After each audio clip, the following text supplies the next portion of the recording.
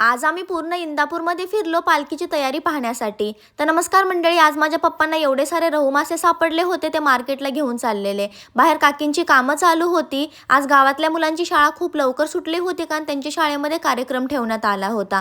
असो मी घरामध्ये आले, चमच्याभर तूप खाल्लं, त्यानंतर जेवणाची तयारी करून घेतली.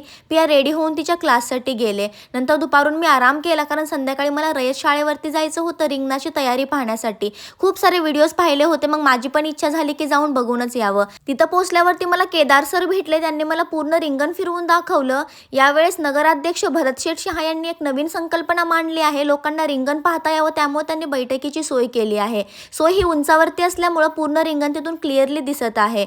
असं पूर्ण इंदापूरमध्ये इथं छोटे छोटे स्टॉल लावायला चालू झाले आहे. वेगवेगळ्या ठिकाणी रंगाचे कामं चालू आहेत आणि पाहून खरंच खूप छान वाटलं. तिथून पुढे मी माझी तयारी केली. अगोदर सोनारांकडे गेले, त्यानंतर उद्यासाठी लागणारे मेकअप आणि कपडे विकत घेतले.